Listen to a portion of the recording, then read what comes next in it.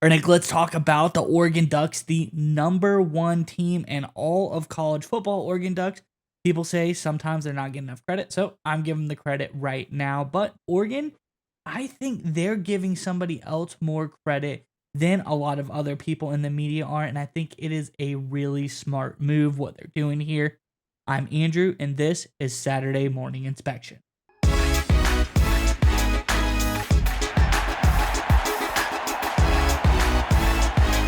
All right, Nick, as I alluded to, Oregon giving credit to an upcoming opponent. Obviously, they're going to play the Michigan Wolverines this week. A lot of people in the media not giving Michigan the credit they deserve, and I think Oregon is showing their mentality is key here, coming in saying they are not going to overlook one key aspect of this Michigan team. They know it's dangerous. They're going to give it its due respect. Let's get into the article, and we'll talk more about it on the other side. This is from over on Oregon Live. It says top ranked Oregon and its top 15 defense will have to contain run heavy Michigan offense led by the most balanced and one of the most prolific running back duos in the Big Ten. Khalil Mullings and Donovan Edwards have combined for over 1,000 rushing yards and 10 touchdowns for the Wolverines entering Saturday's 12:30 CBS game against the number one Ducks. More than anything, they don't go down on first contact, Oregon coach Dan Lanning said. They're guys that break tackles. They do a great job at winning at the point of attack. Their offensive line moves people. This is one of the better offensive lines that we've gone against, if not the best. They're always adding extra hats, and whether that's another tight end, a fullback body types at times, they do a great job of getting extra hats at the point of attack. I think this is really great move by Oregon to give Coach Dan Lanning come in here and give them their due respect. Say, hey, we recognize this is a hard running team. They're going to get after it at the line of scrimmage. We've got to be aggressive to stop the run. I think this shows they're not going to walk into this game and overlook a Michigan team that's admittedly, defending national champions, having a very down year for their standards. Curious what your thoughts are on this one, Nick. But before we get to you, Ducks fan, in the comment section below, let us know. Coming into this game versus Michigan, very hard-nosed, heavy team. Let us know, though, what are your thoughts for the score of this week's game in the comment section below. Let us know. Ducks versus Wolverines, what's the final score going to be? But nonetheless, Nick, what do you think about Dan Lanning's mentality coming into this game?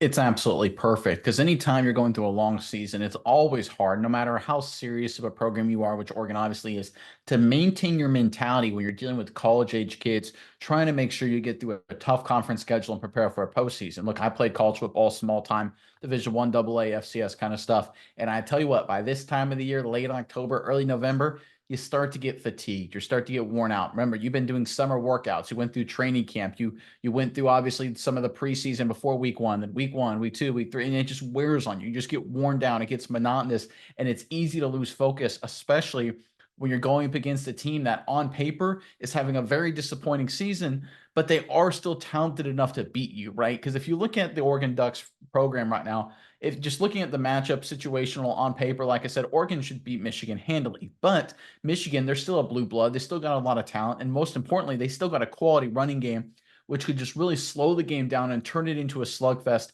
if Oregon isn't focused. And that's exactly what Dan Lanning's trying to avoid by setting this mindset, by emphasizing this running attack from Michigan. And we're just not hearing it from Dan Lanning. A lot of Oregon Ducks players, especially on defense, have come out so far this week with their conversations with the media saying they're 100% focused on this running game. And that's buy-in too. I love to see that from the players understanding what Lanning is preaching. They say, listen, we cannot take a week off. We can't disrespect any opponent because even though they're great, even though they're the number one team in the country, at this point, they seem to be more likely than not. I would be shocked if they don't get in a position to win the college football playoff. We're going to start getting to the point where seeding matters, right? And this is a new world in college football, right? NFL people are very familiar with concept of playoff seeding, but in college football, it's about to get weird. You're talking about buys. You're talking about making sure you get favorable matchups. If you lose a couple games or a game that you should win, suddenly you go from the 1 seed to maybe the 7 or 8 seed, and it's a lot tougher road to get to the national title game. You want to now, if you're the Oregon Ducks, to stay focused, eyes on the prize, win every game, of course, but also focus on that number 1 seed. Be in the perfect position to make a run at a title. I think Dan Lanning recognizes that's the goal, and the only way you can get there, even though it's a long-term goal, is by focusing week to week on what each team does best.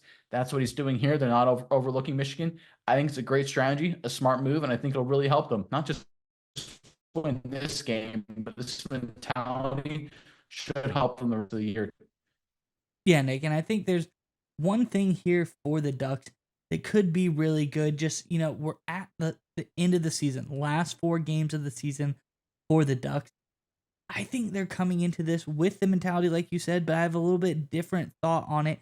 That when you come up to these teams that are subpar, like you said, you're getting ready for the college football play. If you're getting ready to play some of the best 12 teams in the country, if you come into each game, you come against Michigan, who's admittedly struggling, especially on offense in the passing game, you're like, all right, let's stop the pass. Nothing, no pass getting past us. We're gonna lock down this weak passing game, allow 0 passing yards.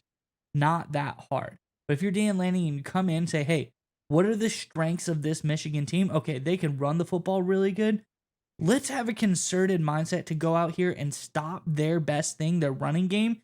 That's the kind of mentality that gets you ready for the college football playoff. If you came in here and just tried to, we'll let them run it down the field and then we'll score real quick, come back, slow the game down.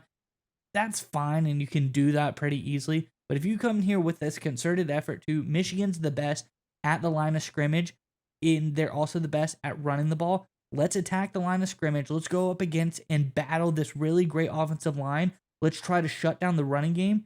You're going to give your players the best experience and the most readiness to come into this college football playoff. Because the last couple games of the season, I think these are all teams that aren't great. Maryland, Wisconsin, Washington, but they all have aspects of their game that are very interesting and that you could really put a concerted effort into stopping.